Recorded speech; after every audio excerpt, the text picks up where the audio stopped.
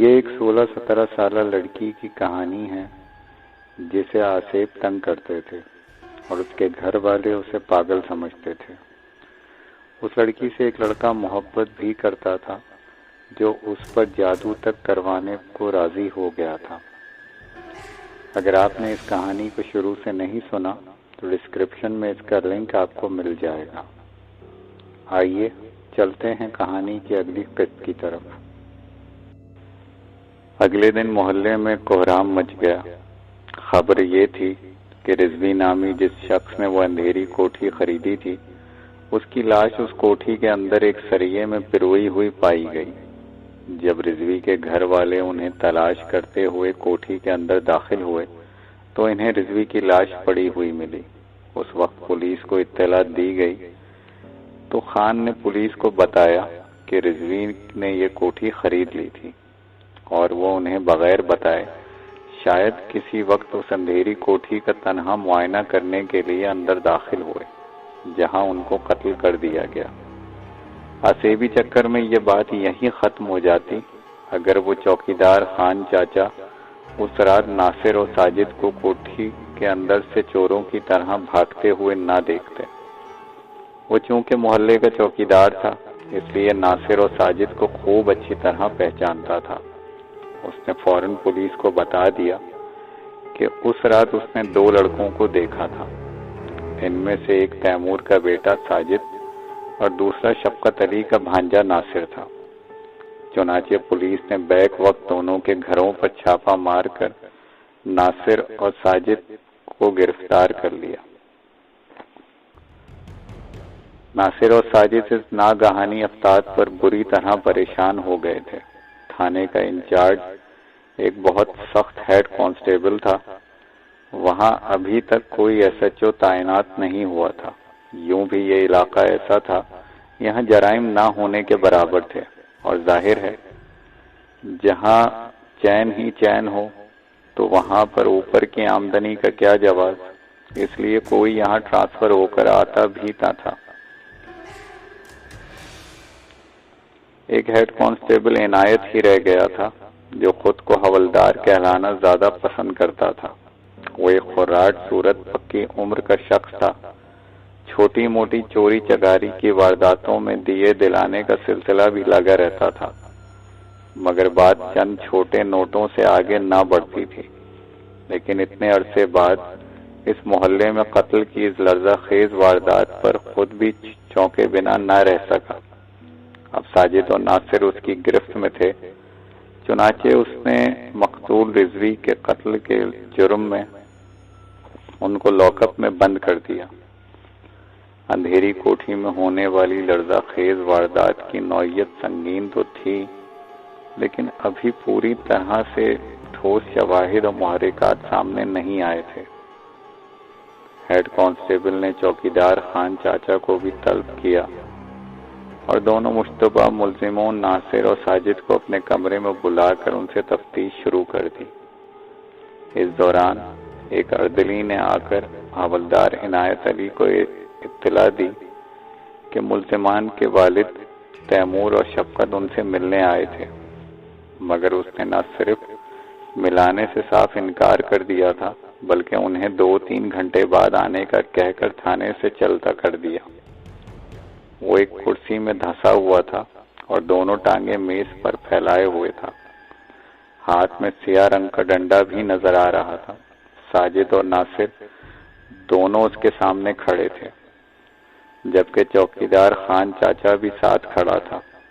حوالدار عنایت نے پہلے ناصر اور ساجد کو خوفناک نظروں سے گھورا، پھر قریب کھڑے خان چاچا کی طرف دیکھ کر سخت لہجے میں بولا، اب مجھے شروع سے ساری بات بتاؤ مگر مختصر الفاظ میں۔ خان چاچا کے چہرے پر بے حد بیزاری کے تاثرات تھے۔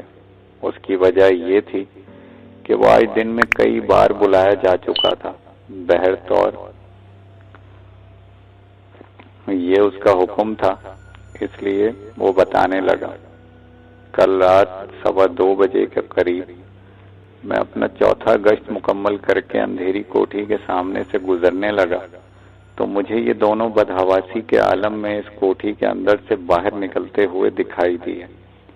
میں نے انہیں خبردار کہہ کر رکنے کی کوشش بھی کی، مگر یہ دونوں میری طرف دیکھنے کے بعد خوفزدہ ہو کر بھاگ کھڑے ہوئے۔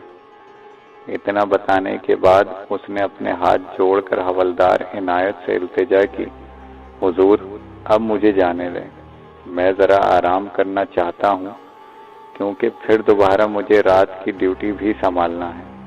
اچھا ٹھیک ہے، جاؤ۔ بالآخر حوالدار عنایت نے اسے جانے کی اجازت دے دی۔ اس کے بعد وہ پریشان کھڑے ساجد اور ناصر کی طرف گھورتا ہوا اٹھ کھڑا ہوا اور ان کے قریب پہنچ کر دونوں کو مخاطب کر کے بولا، مقتول رضوی سے تم دونوں کی کیا دشمنی تھی؟ دشمنی؟ ناصر حیرت آمیز پریشانی میں بولا، جناب ہم تو رضوی صاحب کو جانتے تک نہیں ہیں، تو پھر تم نے ان کا قتل کیوں کیا؟ حوالدار نے سرخ آنکھوں سے ناصر کو گھورا، ہم نے یہ قتل نہیں کیا، ہم نے تو آج تک مکھی بھی نہیں ماری، اس بار ساجد نے کہا۔ اچھا، حوالدار نے کہا، تو پھر اس رات اس اندھیری کوٹھی میں کھانا پکانے گئے تھے تم دونوں؟ ہم ویسے ہی گئے تھے، ہمیں ایک عرصے سے اس اندھیری کوٹھی کے بارے میں تجسس تھا، ناصر نے کہا۔ کیوں، تم کوئی شرلاک ہومز کی اولاد ہو جو اتنی دیدہ دلیری اور بہادری کے ساتھ وہاں گئے تھے؟ حوالدار نے غصے سے دانت پیس کر کہا، میں کہتا ہوں مجھے سچ سچ بتا دو کہ تم دونوں نے رضوی کا قتل کیوں کیا، ورنہ میرا یہ ڈنڈا دیکھ رہے ہو نا۔ یہ کہتے ہوئے اس نے اپنے بائیں ہاتھ میں پکڑا ہوا سیاہ رول دونوں کے چہروں کے سامنے لہرایا اور اپنی بات مکمل کی، یہ پتھروں کو بھی بولنے پر مجبور کر دیتا ہے۔ ابھی اس نے اتنا ہی کہا تھا، مان ایک بار پھر اردلی اندر داخل ہوا اور مؤدبانہ لہجے میں بولا، جناب مقتول کے وارث آئے ہیں، بھیج دو انہیں اندر، حوالدار نے کہا، اور اردلی سر جھکائے باہر نکل گیا۔ ذرا دیر بعد دونوں افراد سوگوار چہرے کے ساتھ اندر داخل ہوئے۔ دونوں کی عمریں 25-30 کے درمیان تھیں، صورتیں بھی ایک دوسرے سے تقریباً ملتی جھلتی تھیں، جس سے صاف اندازہ ہوتا تھا کہ دونوں آپس میں بھائی ہیں۔ یہ دونوں مقتول رضوی کے بیٹے تھے، مگر ان کے ہمراہ دو مزید افراد بھی اندر داخل ہوئے، ایک تو تیمور تھے اور دوسرا ناصر کا ماموں شفقت۔ حوالدار عنایت نے بڑی قہر آلود نظروں سے ان دونوں کو گھورا تو مقتول کے ایک بیٹے نے حوالدار سے کہا، حوالدار صاحب ان دونوں کو ہم اپنے ساتھ لائے ہیں۔ اس کی بات سن کر حوالدار چونکا۔ جی حوالدار صاحب، دوسرے بیٹے نے کہا، آپ ان دونوں کے بچوں کو چھوڑ دیں، ہمارے ابو کو انہوں نے قتل نہیں کیا۔ ان کی بات سن کر حوالدار عنایت نے اس بار دونوں کو گھورا اور ذرا سخت لہجے میں کہا، آپ اتنے یقین سے یہ بات کیسے کہہ سکتے ہیں؟ اس لیے کہ ہمارے لیے یہ دونوں اجنبی ہیں، نہ ہی ہمارے یا ہمارے مرحوم ابا کی طرف سے کوئی دشمنی ہے، یہ کوئی دوسرا چکر ہے۔ پہلے بیٹے نے کہا، یہ پتہ لگانا ہمارا کام ہے۔ کمال ہے، آپ کے والد کا بے دردی سے قتل ہو گیا اور جائے واردات سے یہ دونوں لڑکے بھاگتے ہوئے پکڑے گئے، اور آپ کہہ رہے ہیں کہ… حوالدار صاحب، تیمور نے ان کی بات کاٹ کر سنجیدہ لہجے میں کہا، پوسٹ مارٹم رپورٹ کے مطابق رضوی صاحب کا قتل شام 6 اور 7 کے درمیان ہوا، جبکہ میرا بیٹا ساجد رات گھر پر ہی تھا۔ یہ دیکھیے پوسٹ مارٹم رپورٹ۔ یہ کہہ کر تیمور نے اپنی جیب سے پوسٹ مارٹم رپورٹ کی ایک کاپی نکال کر اس کی طرف بڑھا دی۔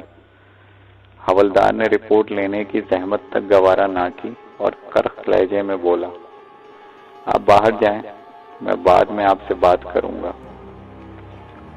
تب ناصر کے ماموں نے حوالدار سے کہا، او جی تھانے دار صاحب، معاملہ صاف ہے، کوئی ٹھوس ثبوت بھی نہیں ملا اور آپ نے ہمارے بچوں کو گرفتار کر لیا محض اس وجہ سے کہ انہیں اس اندھیری کوٹھی سے نکلتے دیکھا گیا، جبکہ مقتول کے وارثوں کو بھی پورا یقین ہے کہ یہ قتل بچوں نے نہیں کیا۔ بلکہ یہ سارا چکر اس اندھیری کوٹھی کا ہے۔ سب جانتے ہیں کہ اس کوٹھی میں آصف نے برسوں سے ڈیرے ڈال رکھے ہیں۔ جو بھی اسے خریدنے کی کوشش کرتا ہے وہ اس آصف کا شکار ہو جاتا ہے۔ حوالدار بری طرح تل ملا کر رہ گیا، کیونکہ اندھیری کوٹھی سے متعلق ایسی داستانیں عام تھیں۔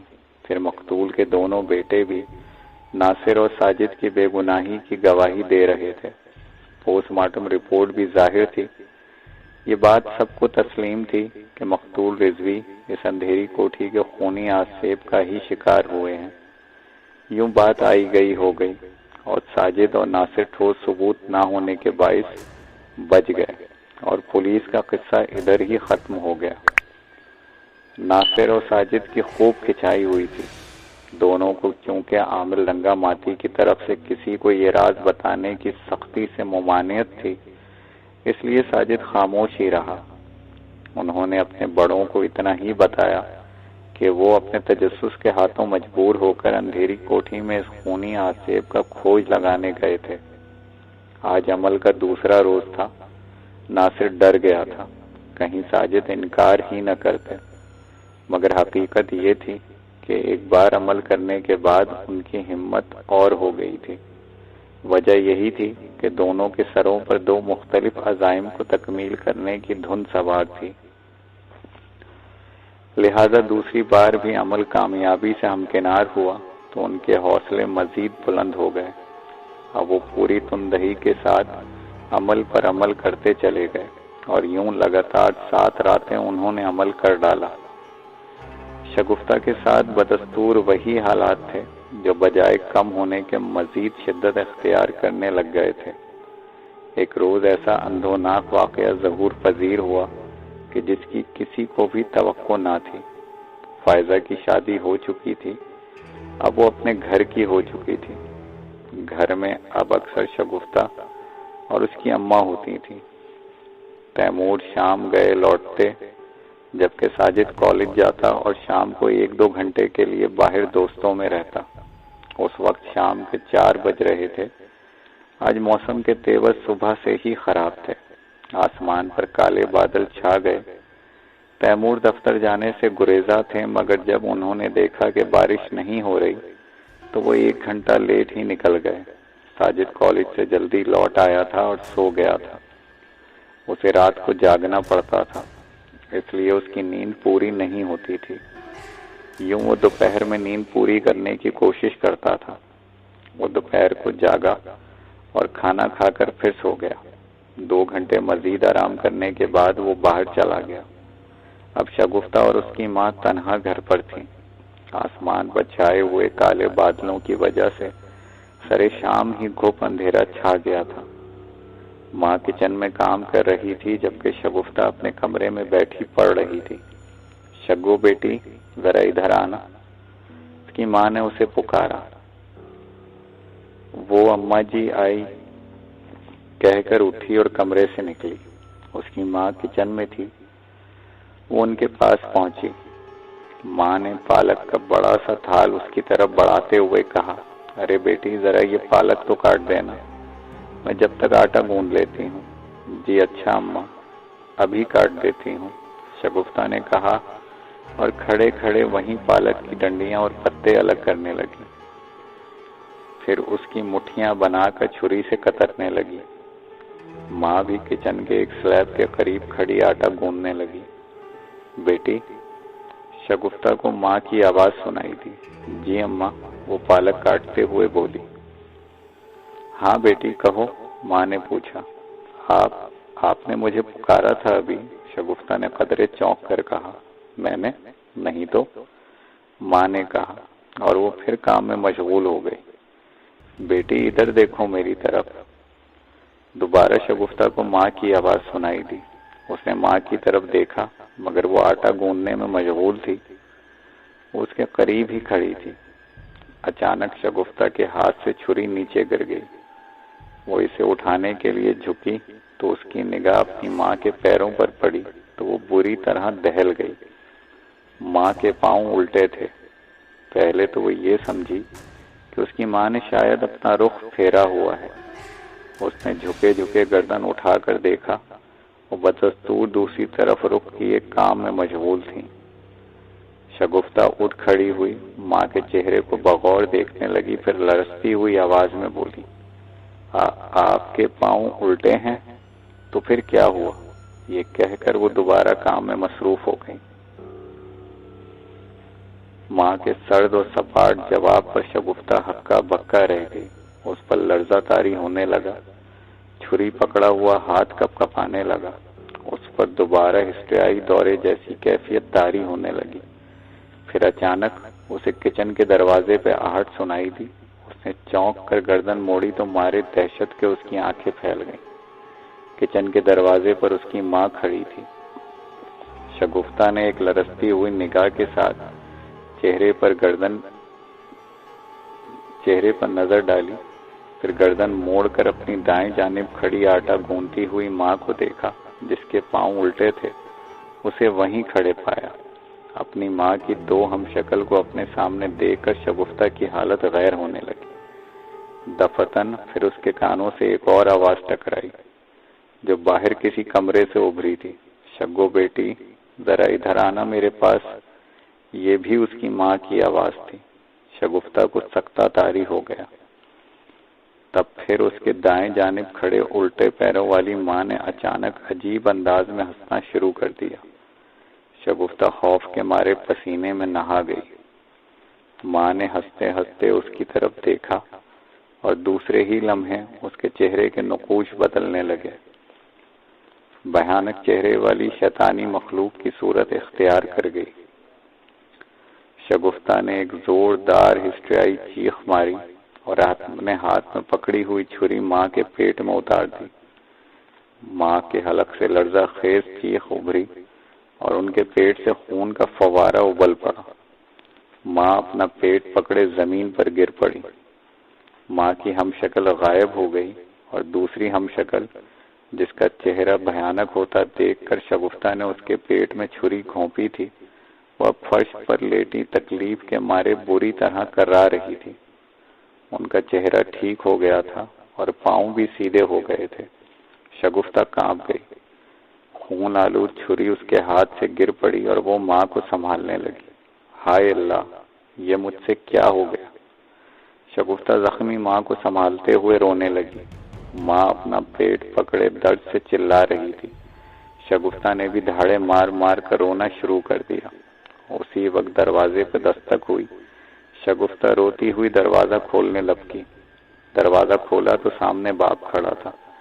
تیمور نے جو اپنی بیٹی کے کپڑوں پر خون لگا دیکھا تو دہل گئے۔ یہ کیا ہوا؟ تمہارے یہ خون کیسا؟ وہ بے ربط سے لہجے میں بولے۔ ابو وہ شگفتہ نے اتنا ہی کہا تھا کہ وہ غش کھا کر باپ کے بازوؤں میں جھول گئی۔ وہ بری طرح ہراساں اور پریشان ہو گئے۔ بے ہوش شگفتہ کو سنبھالتے ہوئے وہ جلدی سے اندر آئے تو انہیں کچن کی طرف سے اپنی بیگم کی درد بھری آوازیں آنے لگی۔ وہ مزید پریشان ہو کر کچن میں پہنچے۔ پھر تو جیسے دوڑ مچ گئی۔ انہیں ساجد پر بے تحاشا طیش آنے لگا کہ وہ اس وقت گھر پر موجود نہ تھا۔ وہ دوہری پریشانی کا شکار ہو گئے تھے۔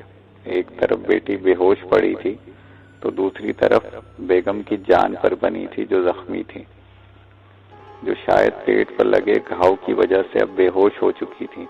اچانک تیمور کی نظر فرش پر پڑی خون آلود چھری پر پڑی۔ وہ جان گئے ان کی بیگم کے پیٹ میں اسی چھری سے وار کیا گیا تھا، مگر کس نے؟ یہ سوالیہ نشان آنکڑے کی طرح ان کے ذہن میں اٹک گیا۔ انہوں نے فوراً اپنے حواسوں پر قابو پایا اور بیگم کو اٹھا کر کندھے پر لادا اور باہر نکل آئے۔ آس پاس پڑوسی بھی جمع ہو گئے۔ تیمور نے جلدی پہلے اپنی بیگم کو کار کی پچھلی سیٹ پر لٹایا اور پھر اندر بھاگا اور بے ہوش بیٹی کو بھی اٹھا کر باہر آ گئے۔ محلے والوں نے ان کی مجبوری اور مصیبت کو دیکھتے ہوئے فوراً اپنی عورتوں کو ان کے ساتھ کر دیا اور ایک مرد بھی ان کی مدد میں شامل ہو گیا۔ آنن فانن وہ اسپتال پہنچے۔ شگفتہ کا کوئی خاص طبی مسئلہ نہ تھا، لیکن اس کی ماں کی حالت بہت ہی نازک تھی۔ خون زیادہ بہہ جانے کی وجہ سے ان کی حالت مزید بگڑ چکی تھی۔ ڈاکٹروں نے انہیں بچانے کی بہت کوشش کی مگر وہ بچ نہ سکیں اور اسپتال میں ہی دم توڑ دیا۔ پھر تو جیسے پورے گھر میں ہی نہیں پورے محلے میں کوہرام مچ گیا۔ محلہ تھا ہی کتنا بڑا، جنگل کی آگ کی طرح یہ بات مشہور ہو گئی کہ تیمور کی پاگل اور جنونی بیٹی شگفتہ نے اپنی ماں کے پیٹ میں چھری گھونپ کر اسے مار ڈالا۔ پولیس بھی ضابطے کی کارروائی نمٹانے وہاں پہنچ گئی اور شگفتہ سے بیان لینا چاہا مگر بیچاری شگفتہ کی اپنی حالت ہی عجیب ہو رہی تھی۔ ماں کے انتقال پر اس پر متواتر غشی کے دورے پڑ رہے تھے۔ تیمور نے اپنے کسی جاننے والے کی مدد سے پولیس کے اعلیٰ افسر سے بات کر کے اپنی مجبوری بیان کی اور معاملہ رفع دفع کروا دیا۔ اس دوران انہیں اپنی جیب سے کچھ دینا دلانا بھی پڑا تھا۔ لوگوں نے تیمور کو یہ مشورہ دیا کہ اس سے پہلے کہ ان کی پاگل اور جنونی بیٹی شگفتہ کسی اور کا خون کرے اسے فوراً پاگل خانے میں بھجوا دیا جائے۔ تیمور نے شگفتہ کو پاگل خانے تو داخل نہیں کروایا، البتہ اسے اپنی کار میں لے کر سیدھے ٹالی والے بابا کے پاس پہنچے اور بڑے رندھے ہوئے لہجے میں ساری بات بتائی۔ وہ ایک بہت ہی بھیانک اور خطرناک شیطانی مخلوق ہے۔ ساری بات سننے کے ذرا دیر کے خاموشی کے بعد ٹالی بابا نے کہا، ان کا چہرہ جوش و جلال سے کپکپا رہا تھا۔ تیمور ان کی بات سن کر بری طرح ٹھٹکے اور حیرت و پریشانی سے پوچھا، بھیانک مخلوق؟ آخر یہ کون ہے؟ کہاں سے آئی ہے؟ اور ہمارے ساتھ کیا دشمنی ہے؟ ٹالی والے بابا بولے، وہ کئی 100 برس پہلے مر چکی ہے، یہ اس کی بدروح ہے۔ رہی بات یہ کہ وہ تمہاری بیٹی کی دشمن کیوں ہے، یہ پراسرار حقیقت ابھی راز میں ہے۔ ہمیں بھی ابھی اس کا علم پوری طرح نہیں ہوا ہے، لیکن وہ صرف تمہاری بیٹی کی نہیں بلکہ تمہارے سارے خاندان کی جان کی دشمن ہے۔ ابھی اس کے پاس وہ قوت نہیں ہے کہ اپنے زور بازو سے کسی کو جسمانی تکلیف پہنچا سکے، مگر وہ اپنی شیطانی اور بھیانک مناظر کے سہارے اس طرح کارستانیاں سر انجام دیتی رہے گی جس طرح تمہاری بیٹی کو اس نے استعمال کیا ہے۔ وہ اتنا کہہ کر خاموش ہو گئے۔ تیمور کسی سوچ میں پڑ گئے اور پھر بولے، اے اللہ کے نیک بندے، اب آپ ہی ہمیں اس بھیانک بدروح سے نجات دلائیے۔ ہاں، سر دست تو اس سے چھٹکارا پانے کا ایک ہی طریقہ ہے۔ در حقیقت اس بھیانک بدروح کی قبر اس اندھیری کوٹھی کے اندر کسی کمرے میں بنی ہوئی ہے جو تمہارے محلے میں ایک ویران پلاٹ پر برسوں سے نظر آ رہی ہے، وہ بتانے لگے۔ لیکن خبردار، اس قبر کے قریب بھی پھٹکنے کی کوشش مت کرنا۔ اس اندھیری کوٹھی کو تمہیں اس کے مالک سے خرید کر اسے بسانا ہوگا۔ کیا؟ تیمور ان کی باتیں سن کر پریشان ہو گئے۔